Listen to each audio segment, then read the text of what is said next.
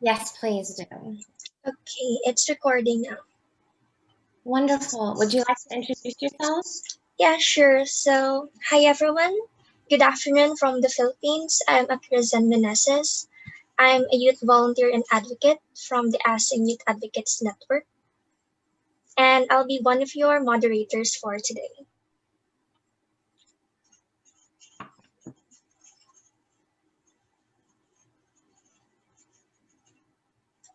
Hello, everybody. Can you hear me clearly? Yes, we can hear you. Yeah. Good morning from Cameroon. Very early morning. I'm Desmond. I'm a volunteer for the ACAP, advocating for change for adolescents in Cameroon, and a master's student in infectious diseases. So I'll be one of the moderators for the program, and we'll have a short presentation and discussions with you guys in a couple of minutes.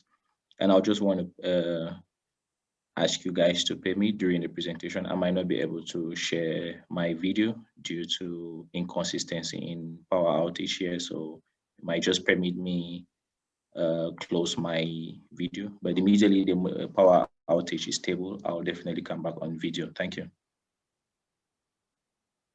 Okay, so as I mentioned earlier, my name is Shadi Tofik. For all of you who are just joining the breakout session right now, I am a consultant and I worked heavily on the development of the Adolescent SRH Toolkit.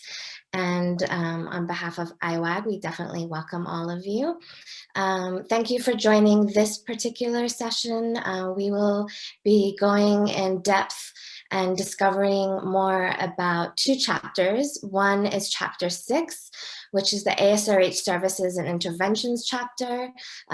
It's the largest chapter in the toolkit. It's extremely informative, and she will go into much more detail as we move forward. And then the second chapter is chapter 8, which is manager guidance, guidance notes and tools. And so for all of you who are in the field and plan to implement, this is a great resource to get you started, especially for that chapter. Now, before we delve into these two chapters, it would be really wonderful to start the conversation with all of you and get some ideas and understanding in terms of your scopes of work related to the toolkit. So the first question I have for you are, what are some of the adolescent SRH issues that face youth and adolescents in humanitarian settings? And feel free to raise your hand or unmute your mic, and we can just have an informal discussion for a couple of minutes, and then we'll go on to a second question before we delve into the chapters. Would anyone like to take the mic?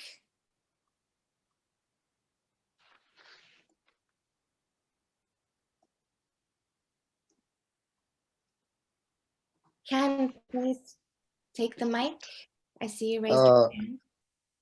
Thank you very much. My name is Kenneth Ruto from Kenya, that is in East Africa.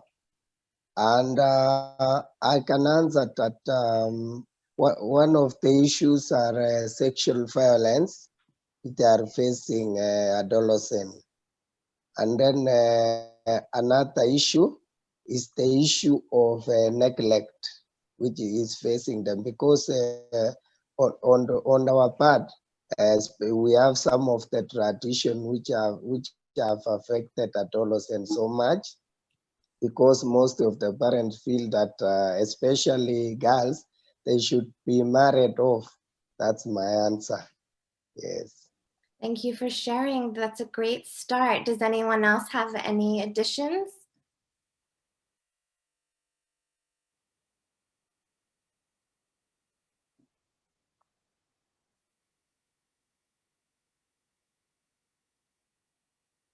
Any takers?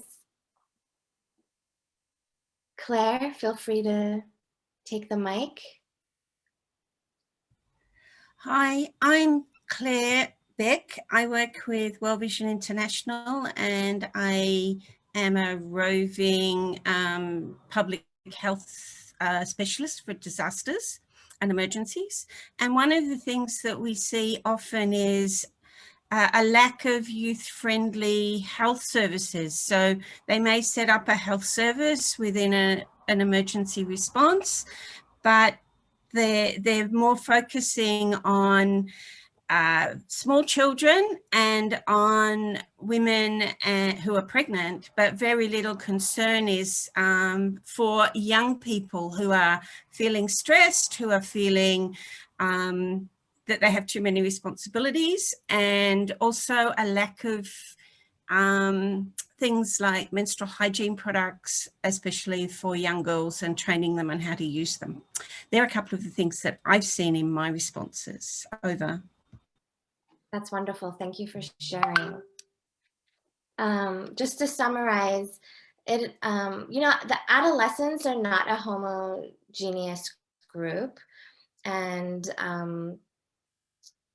there are a lot of different subgroups. And as you read chapter 1, you'll become more familiar with all the different subgroups with adolescents, and those needs need to be met for each of the subgroups.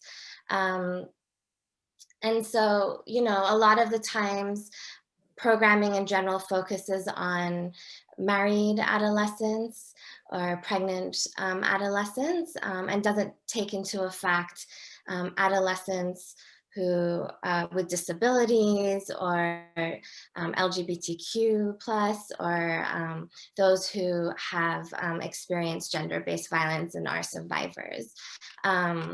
So there are a wide range of issues that face adolescents, and as you delve into the toolkit, you'll learn more and more as time goes on. And I'm sure in the field, you've all seen a couple of these factors.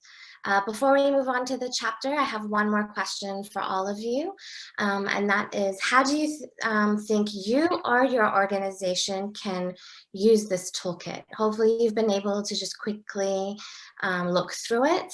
But it'll be great just to kind of gauge where you're at with the toolkit and how you may think you yourself or your organization may use it in the future.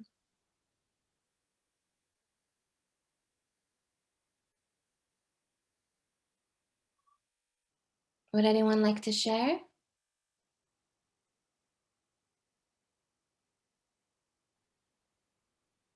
Feel free to raise your hand or take the mic.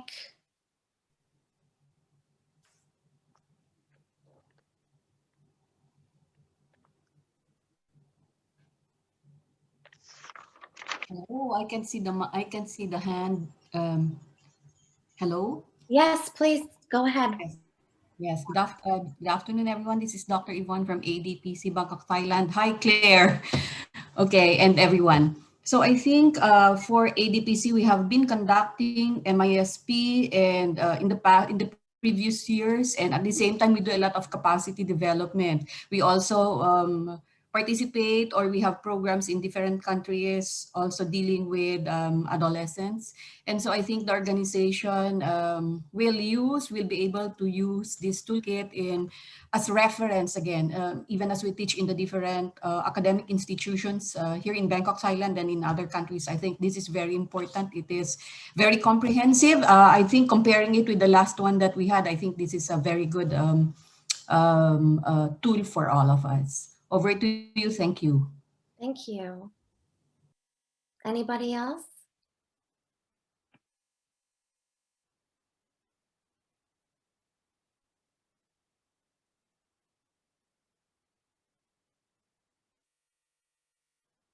If we don't have any more takers, one of the key objectives of us updating the Adolescent SRH Toolkit for 2020 was to ensure that we provided the tools and resources for people in the field to use and not develop completely on their own. And they're not starting from scratch, nor are folks reinventing the wheel.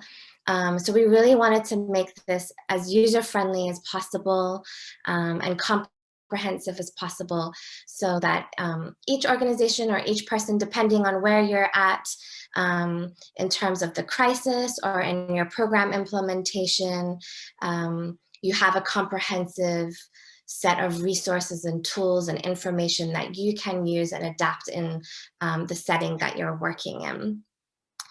So with that said, I would like to hand it over to Chi, who will go into more detail about Chapter 6, Adolescent SRH Services and Interventions, and introduce that chapter to all of you. So thank you.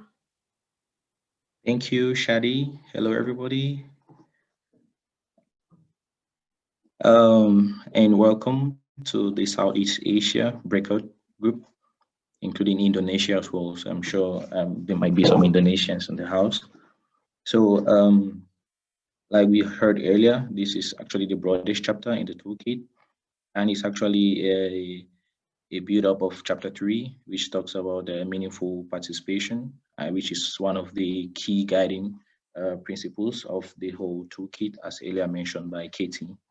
So in this chapter, we'll start by first of all looking at one of the key sub-chapters of this whole toolkit, which is community-based services and outreach platforms.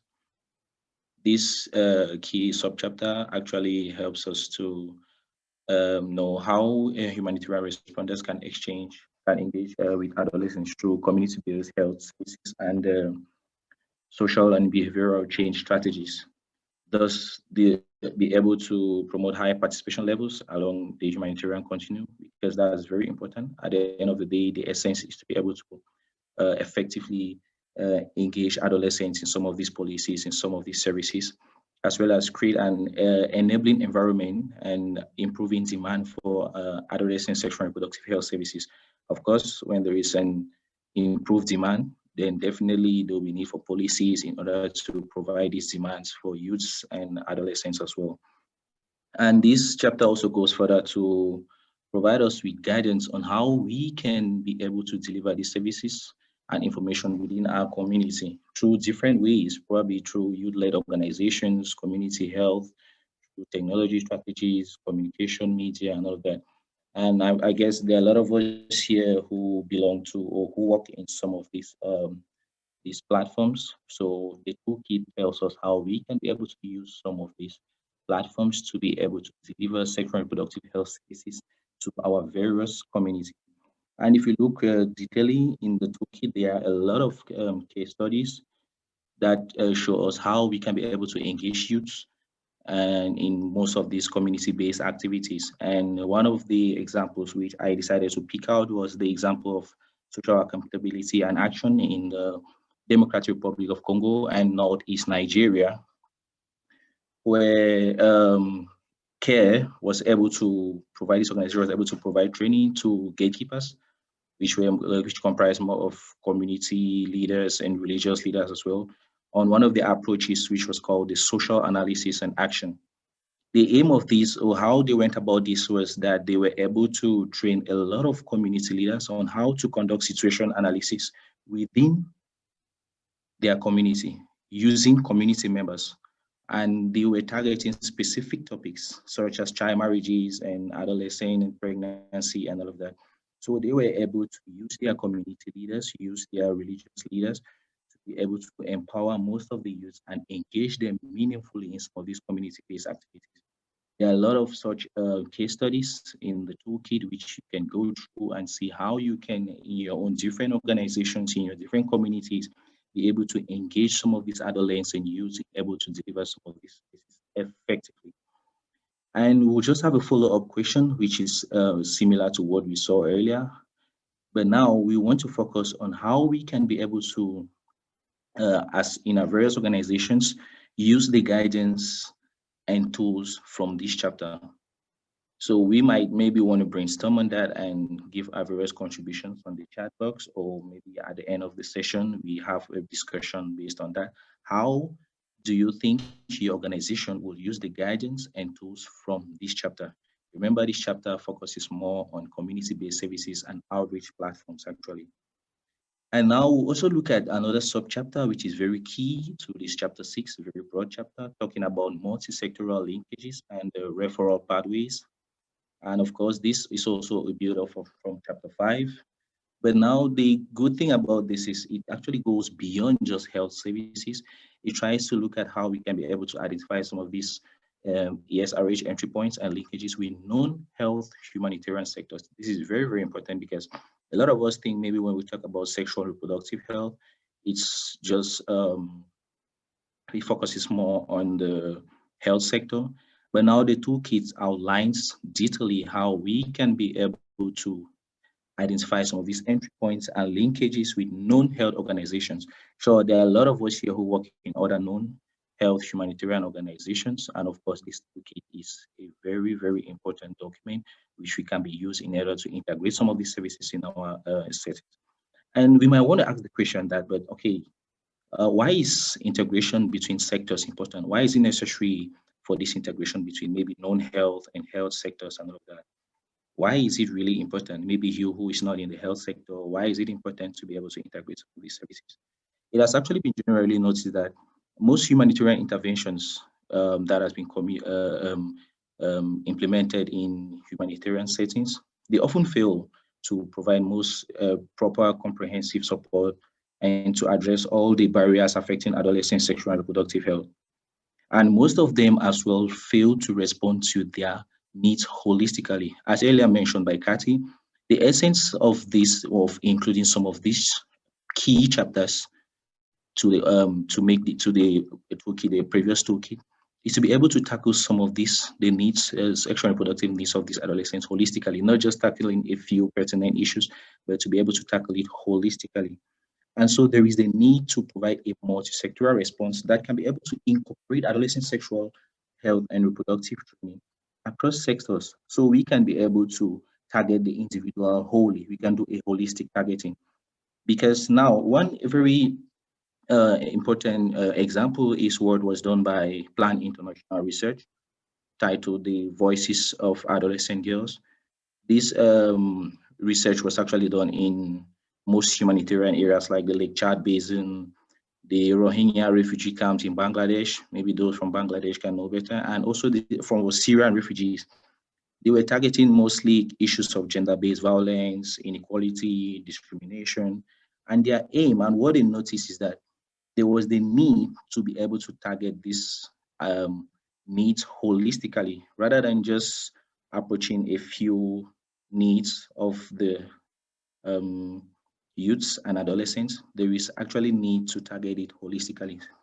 So we can now actually see the importance of having such linkages from maybe non-health and health organizations. The end aim of this is to be able to target some of these services, to render some of these services in a holistic approach. And as well, there is also very important, one important point which this toolkit, this section of the toolkit addresses, which is how we can be able to critically explain and one critical component of multi-sectoral programming, which is known as referrals. So it explains how we can be able to make successful referrals, maybe across sectors, maybe in a particular organization, or maybe do a referral across organizations as well, or different agencies in an organization. How maybe you might want to refer an adolescent client, maybe within a different service of your organization, or maybe from your organization, a service of your organization to another service of a different organization. So we see how all of these put in place can actually help us. And there is a lot and very detailed explanation of how all of this is beneficial in the toolkit. We can read detailedly and see how this is really beneficial. And now this brings us to one issue which we might want to ponder again and have to discuss shortly. Now, it's been noticed that there have been limited guidance on larger organizations or maybe donor partnering with most organizations that serve youth and young people in humanitarian settings, probably youth-led organizations or community-based organizations. There've been limited guidance on these large organizations or donor partnering. So how can we be able to use the toolkit in order to advocate for more of this work? How can we use the toolkit in order to advocate for more from these large organizations, from this donor partnering, so they can be able to effectively partner and engage with most of these youth-led organizations and community-based organizations. So I think that's one other thing we might want to ponder, and you might have some suggestions to drop at the chat, on the chat box, or we discuss that at the end of the discussion and see how we can be able to maximize the use of this toolkit and of course make it a very successful one throughout the year 2021 and beyond. So at this point, I'll want to hand over to Akira, who will take us through to the next chapter of the toolkit. Thank you.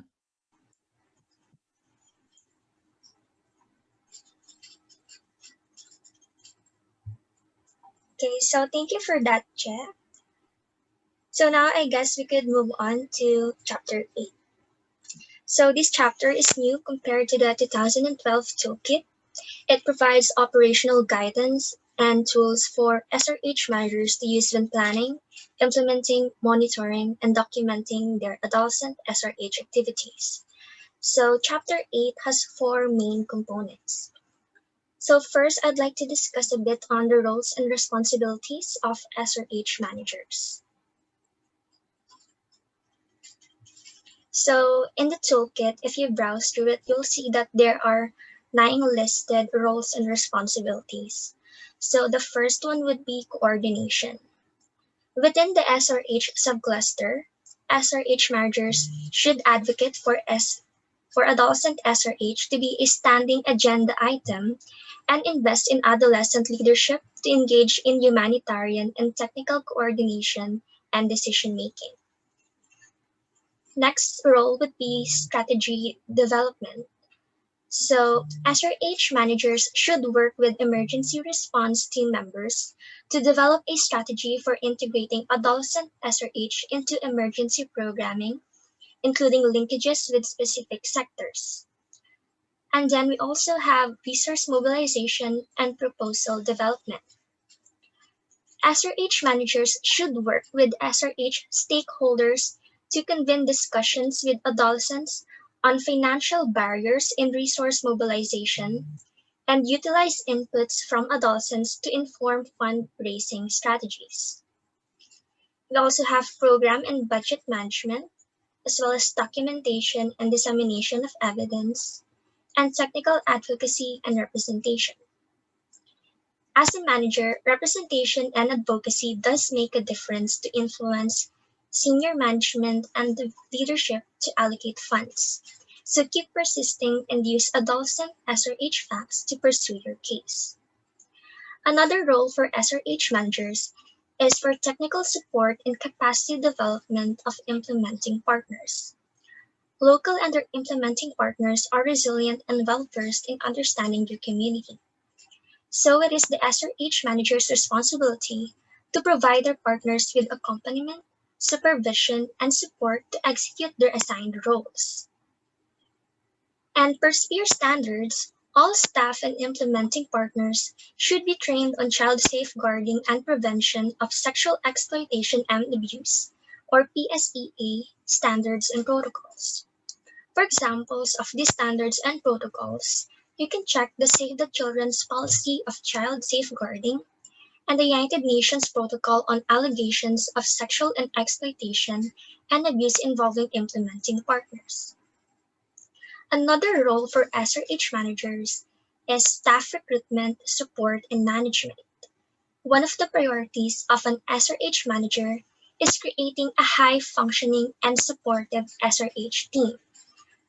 So an essential set of activities for recruitment, support, and management include developing tailored job descriptions based on priorities outlined in their SRH emergency response strategy, disseminating these job descriptions, and providing new staff with tailored onboarding plans. For this, you may refer to the Staff Recruitment, Support, and Responsibilities section in the toolkit for further guidance. Another role for SRH managers is the procurement of reproductive health commodities and supplies. So SRH managers should strengthen SRH commodity supply lines to ensure the full range of contraceptive methods and safe abortion methods approved by the World Health Organization, are available to adolescents. Managers should also transition from interagency reproductive health kits to non-governmental organization or United Nations Population Fund procurement channels to avoid additional costs and wastage. As you can see, SRH managers wear many hats, and this chapter provides further guidance on staff recruitment, resource mobilization, and program implementation, as well as tools and resources to consult for additional information. Moving on to staff recruitment, support, and responsibilities. The foundational requirements of creating a robust and sustainable adolescent sexual and reproductive health team in humanitarian context involves four important responsibilities of SRH managers. The first would be staff recruitment. While it may be unlikely to recruit a position specific to adolescent SRH, it is recommended to ensure that recruited SRH staff have some adolescent SRH training or experience, or that the organization has plans to train those staff on adolescent sexual and reproductive health. SRH managers should prioritize recruitment of local staff to build local capacity and create ownership of SRH services and activities, in addition to avoiding high turnover of staff. Next would be onboarding. An onboarding plan should encompass organizational standard operating procedures and a wide range of technical, pragmatic, and training aspects of their roles. Now for staff training, these are often essential first step of programming and an ongoing professional development process. And then we also have supportive supervision and mentoring staff.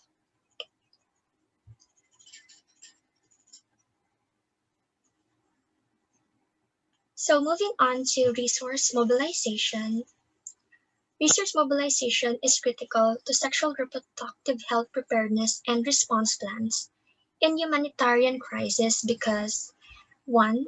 SRH services are often not at the forefront of humanitarian interventions. 2. Mobilizing resources is crucial to meeting the sexual reproductive health needs of adolescents. 3. Mobilizing resources enables the skill up and improvement of sexual reproductive health services and activities for adolescents along the humanitarian continuum. And 4. Mobilizing resources to support adolescent sexual and reproductive health interventions facilitates long-term sustainability by empowering local communities to remain resilient, engage actively, and respond to the sexual reproductive health needs of their community, including adolescents.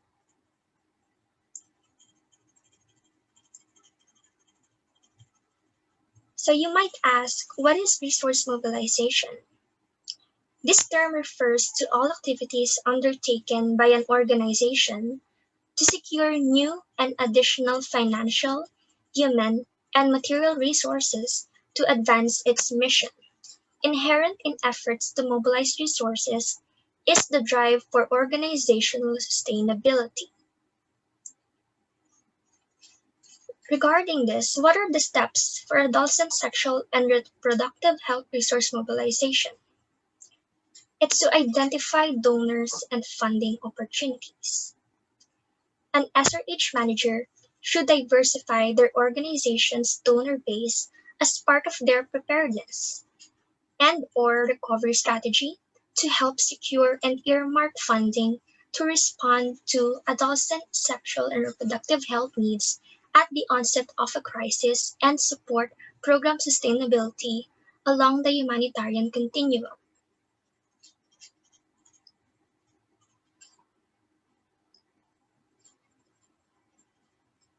Moving on to the implementation consideration of adolescent sexual and reproductive health integration, it is unlikely that proposals, especially during the acute emergency phase, will be submitted solely for adolescent SRH.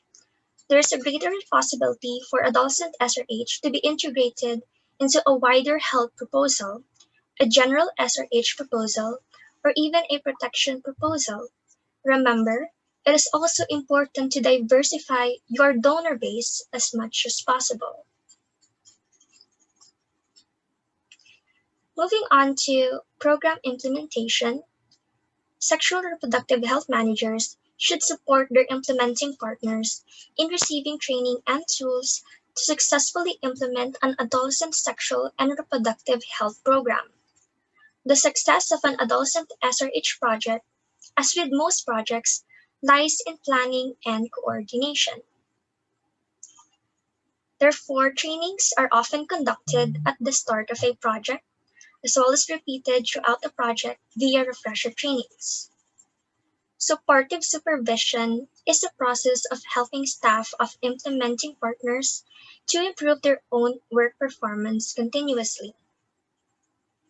It is carried out in a respectful and non-authoritarian way with a focus on using supervisory visits as an opportunity to improve knowledge and skills of staff working at different levels of the social ecological model. In other words, supportive supervision is helping to make things work rather than checking to see what is wrong.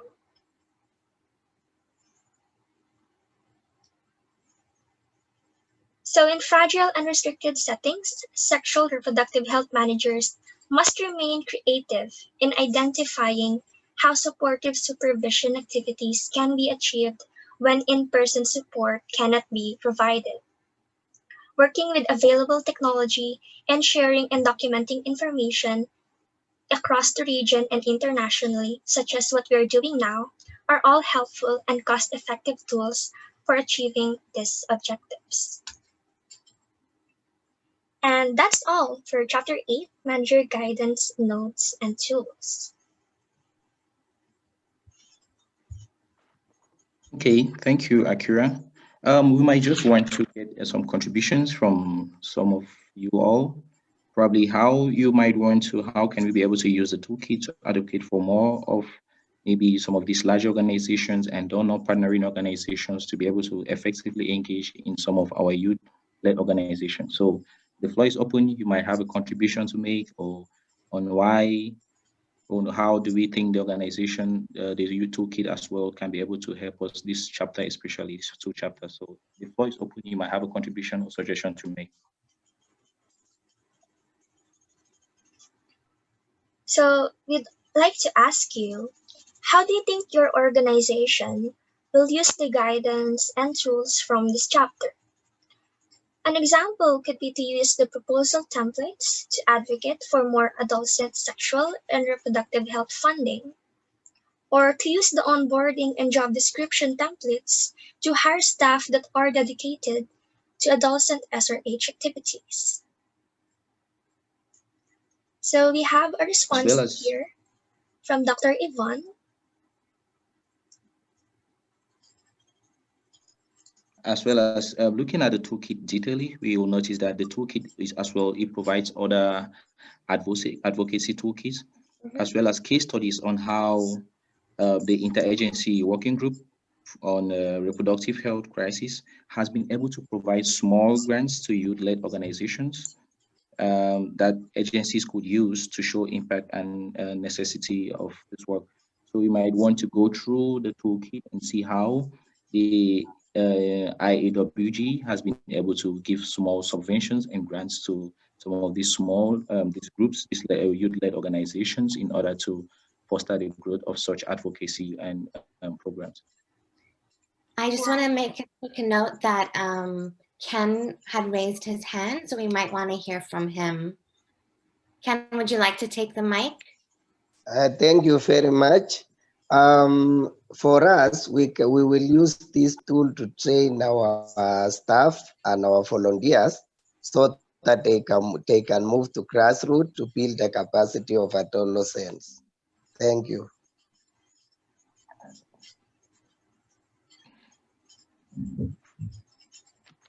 And just to add, of course, with all these initiatives and all the willingness to impact our communities, definitely, if we do not have the means to afford these grants or the financial strength, most of this work will not be able to execute. So, trying to read through how the interagency working groups have been able to provide small grants to youth-led organizations is very, very key to execute some of these projects in our different communities.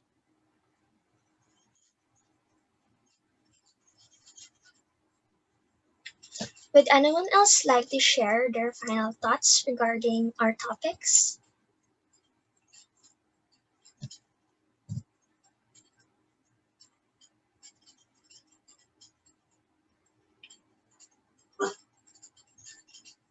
Any questions you would like to ask the youth moderators? We have about 40 seconds remaining before we go back to the plenary. Or if you'd like to share any key takeaway points, you're more than welcome to share those too. Feel free to take the mic or write your feedback or comments in the chat box.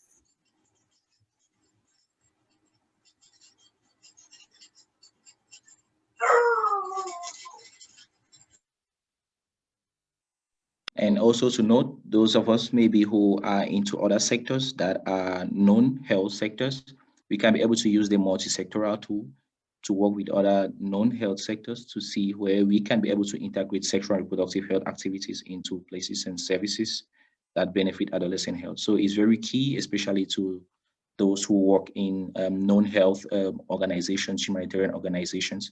There's actually the tools that and sections that outline how we can be able to integrate ourselves with other health organizations as well.